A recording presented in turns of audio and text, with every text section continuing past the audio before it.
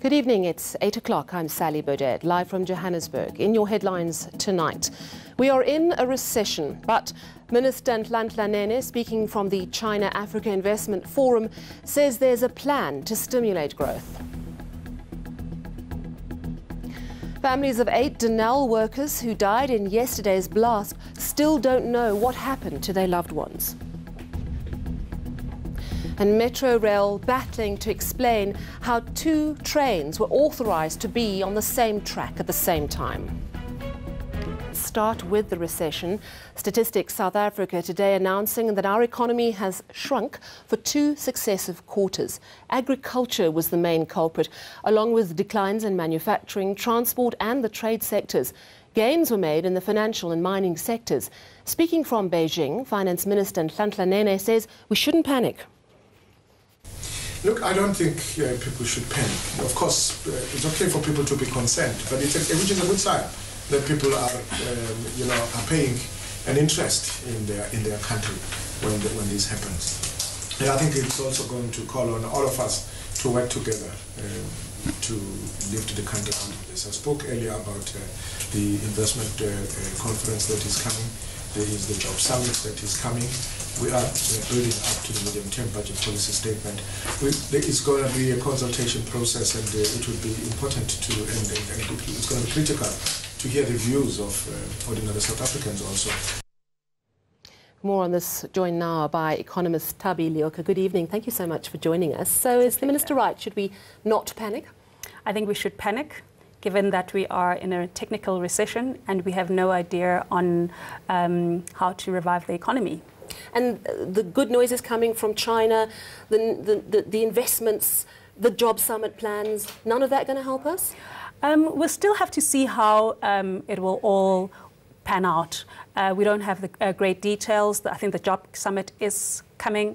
It will be interesting to see what comes out of that. But remember that we're a country that loves to plan and doesn't implement. So it's all about the implementation, which is very hard to do, but very rewarding. Now, if you look at the environment that we are in, we've got state capture, corruption issues, which has undoubtedly caused major problems. Emerging market problems. We are part of a global community.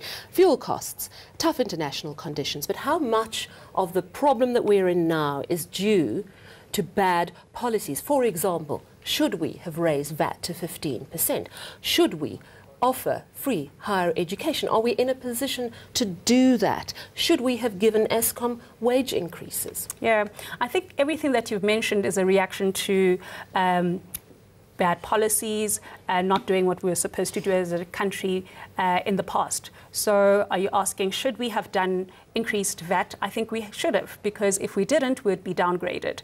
And downgrading means that the currency would then blow up, inflation would increase, prices would increase, and it would make affordability very, very difficult. Already we're experiencing that with the small increase in the VAT. But that is a reaction of a policy that was thrown to South Africa, and that's free education without any preparation and policy thought around how it's going to work out.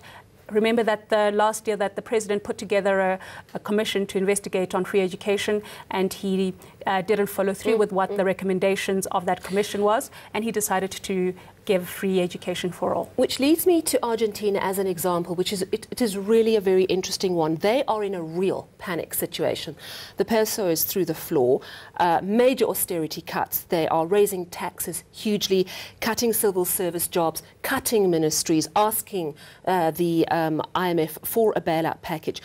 Some say the president, Macri, made populist decisions, i.e. he delayed the tough decisions, and that's why the country is in the situation it's in. First of all, do you agree? And secondly, is South Africa at risk of making exactly that mistake? So I think that they're obviously reacting to not doing what they should have done in the past. So they're putting very, very tough policies. And it's not a knee-jerk reaction. I think it has to be done for Argentina to not go into a very deep recession. They did receive money from the IMF in the past, and they've defaulted in the past. So hopefully that they will come up with policies that will trigger growth in future. Are we making the same mistakes? Argentina has very big problems. For instance, they've lied about their numbers, their CPI numbers, for instance. We really don't know what comes out of their official stats, the equivalent of Stats SA. But at the same time, I think that there are similarities between South Africa and Argentina. Actually, a lot of Latin Americans always say South Africa, they've seen populism. So we're experiencing what they experienced many years ago, and we should learn from them, because they've been through very difficult times, and which we can't afford to go through, given our major inequalities, unemployment rate so high, and we cannot afford to slip into where Argentina is currently. Thank you so much. What I'm hearing is it's a time for very tough choices, not necessarily going to happen, given that we are in a run-up to election where people want to be popular. But thank you so much for joining us, Tabi Leoka. Let's move now to Somerset West, and the families of the 8 workers still missing after yesterday's munitions factory explosion are waiting to hear about their loved ones. There's no word from arms manufacturer Denel on what caused the blast, though they have emphasised the factory adhered to strict safety standards. Nadine Thron spoke to the families waiting outside the factory for news. The flags have been lowered and rows of flowers line the walls of Rheinmetall Denel's munition factory. Family members of the 8 people who died are leaving the site without any answers. As can be expected, they're devastated. Nico Samuels has been working at the munition factory for 21 years. The supervisor's wife and 2 young sons are still waiting on him to come home. Ik het gehoor en net omgekyk en gesien. Net die groot vlam gesien en die rookie gesien en net gevoel hierdie keer is iets reg hier. En hom begin bel en niks antwoorde gekry nie. Ek het hom geteks, hom gevoice note, no response. Ek het gewag om te kyk dat al die mense van die aanleg af uitkom, of hy miskien gaan uitkom, maar hy het nie uitgekom nie. 21-year-old Jason Hartzenberg is the father of a 1-year-old son and has been working at the factory for only 3 months. My hart is gebreek. Ek is hartseer. Hy was something else geweest. Hy was 'n example vir ander mense. En 'n voorbeeld gestel vir anders. Hy was eintlik die rolmodel tussen ons vriende en so tussen ons hele vriendekring was hy die rolmodel geweest. Hier werk nog het sommer van ons wat ook hier werk saam met my broer, maar hulle werk op dieselfde afdeling. En toe ons maar toe hy uit die werk uitkom, toe het hy maar vir ons gesê dat my broodjie gemaak het. Authorities are still working to retrieve the bodies from the blast site. Nadine Theron, Somerset West. In Johannesburg, a train crash today has left over 100 people injured. The Transport Ministry now wants answers quickly on why 2 passenger trains, both authorised to be on the track at the same time, collided in Selby this morning. There were no fatalities, but of the 100 people injured, 7 people are seriously hurt. Eyewitnesses say one of the train drivers attempted to reverse upon seeing the oncoming train. Metrorail says it's uncertain as to what led to the accident. Both trains were traveling on the same track because we are using manual authorization in this particular area. We are working on a program of upgrading our signaling system in order for us to improve the daily commuting of our communities. Hence, you're using manual? Currently, that is why we are using manual authorization. So as things stand, Ms. Mofokeng, we can say that there was human error here? We cannot confirm that, but we do not also rule it out. There is a high possibility of human error. We are hoping that from the investigations it will come, clearer. Now, the ANC has welcomed the news that ANC MP Vincent Smith is willing to subject himself to Parliament's Ethics Committee. This is in the wake of claims over the weekend that he received over R500,000 from controversial facilities management company Bosasa. The Justice and Correctional Services Committee chairperson was allegedly paid R670,000 over 3 years. Now, he denies the allegation, saying he entered into a personal loan in order to pay his daughter's tuition fees. Smith also allegedly received electric fences and a high-end CCTV system with hundreds of thousands of rands. He's now offered to step away from chairing any parliamentary committee until the matter is resolved. Stay with us on eNews. Still ahead, former Communications Minister THIS Mutambi labels Pumla Williams a liar after her emotional testimony yesterday.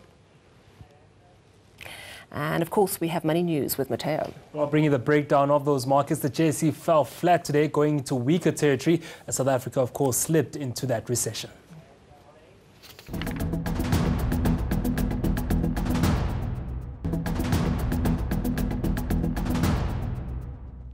Yesterday, Pumla Williams made damning allegations against THIS Mutambi at the state capture inquiry.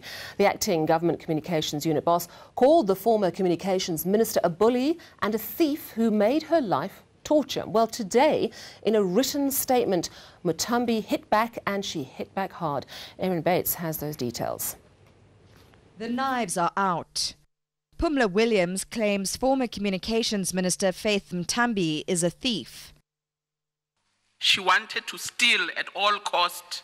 Now Mutambi has hit back, brandishing Williams a liar. Of all those functions, Williams claims it was torture working under Mutambi from 2014 to 2016.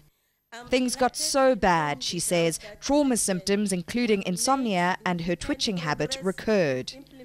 Mutambi says the clearly shaken Williams was pandering to the public. In the no-holds-barred statement, Mutambi accuses Williams of violating the inquiry's credibility. She writes, Pumla Williams is one of the most shameful manipulators and liars that I have ever had the displeasure to encounter. Mutambi also accuses Williams of painting herself a victim, willfully distorting facts and tarnishing GCIS. Mutambi's diatribe continues, calling Williams self-serving and accusing her of harbouring an irrational hatred for her. Mutambi contends Williams presented one-sided evidence laced with half-truths, blatant lies and a reactionary agenda. Significantly, the former communications minister says she's seeking legal advice. She could appear before the inquiry herself, but has yet to comment. Meanwhile, Finance Minister Nhlanhla Nene has weighed in on whether or not he will take the stand. Are you amongst the ministers who are lined up to testify at the State Capital Commission? Watch the space. Watch the space, meaning? Meaning, you know, a lot of us might be appearing. The inquiry will now hear applications for permission to cross-examine witnesses. The inquiry's legal team is likely to argue those implicated who want to cross-examine should be obliged to testify. Aaron Bates, Johannesburg. Moving now to international news, and at least 6 people have been killed in a devastating typhoon in Japan. Torrential rains and strong winds are sweeping across the west of the country. Typhoon Jebi is said to be the most powerful in Japan in 25 years. Authorities are warning the public of high waves, potential floods and landslides, and they're also ordering evacuations of people from threatened areas. Now, the typhoon landed earlier today and is moving north at a speed of 45 kilometers an hour. Parts of major highways have been closed. More than 600 local and international flights have been cancelled. And now let's take a look at the markets with Mateo. Devastating day, of course. Tougher day than most. The market falling flat today. The oil share down more than 1%, and the industrials also down more than 1.5%, while financials struggled because the rand also went down, and financials there at 3%.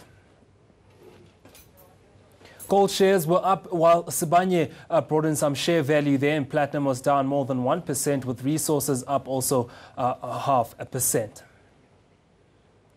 And in currencies, while the rand hitting levels we haven't seen in quite some time, and 15 rand 36 against the dollar, it's more than 3% down against the dollar, and the euro at 17 rand 79, and it's edging closer to that 20 rand a pound mark against the UK currency there. And in commodity prices, gold at $1,191 an ounce, and platinum also down to those 10-year levels, down 1%, while Brent crude remains high at $78.21 a barrel.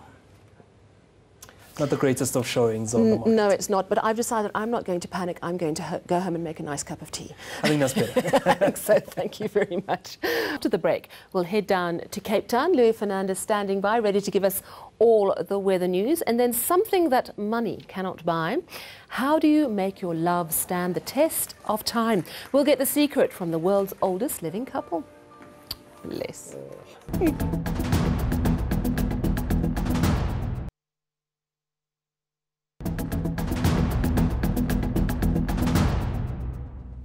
Let's get all the latest weather news. We go down to Cape Town at our weather centre. It's Louis Fernandez. Good evening, Louis. How's it looking?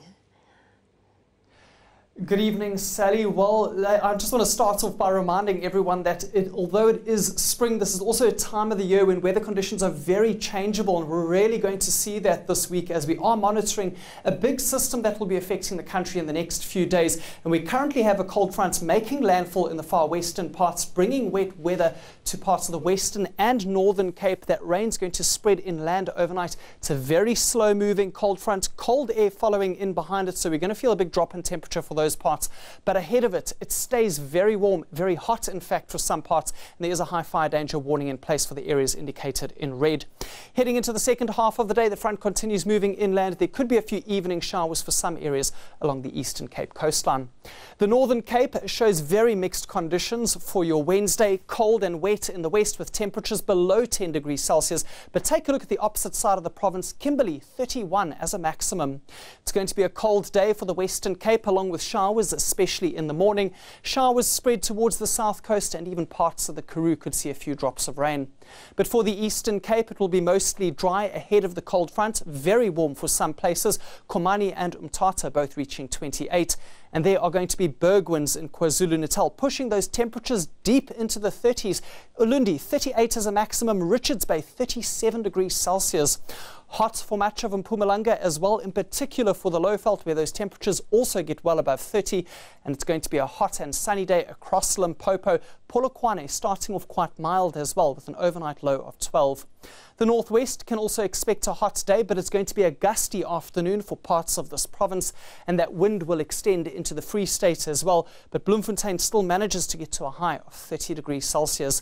And finally into Gauteng, hot weather expected for your Wednesday, 30 degrees for Johannesburg and Soweto. A little bit breezy in the afternoon, but certainly no rain or cloud in the forecast.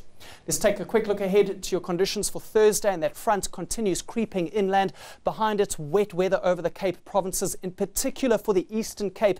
It's going to be an especially wet day, and some snow over the high ground as well. And that snow continues into Friday with very wet conditions for the Garden Route as well as Port Elizabeth, and thunder showers likely on the Highveld, including in Gauteng. That's all from the Weather Centre. Sally, it's back to you. Thank you so much, Lou. We certainly look forward to that rain here in Gauteng. And finally, what makes a loving relationship last forever? Miyako and Masao Matsumoto have been married for over 80 years. The Guinness World Book of Records congratulated them for being the oldest living married couple. The two have a combined age of 208 years. They got married in 1937, but were too poor to afford a wedding ceremony. And I've made you wait right till the end to find out the answer to a happy relationship. The couple says patience is the key. Let's recap our top stories this evening. Officially, we are in a recession, but Minister Nhlanhla Nene, speaking from the China-Africa Investment Forum, says there's a plan to stimulate growth. And families of 8 Denel workers who died in yesterday's blast still waiting for answers. From me and the team, it's a very good night.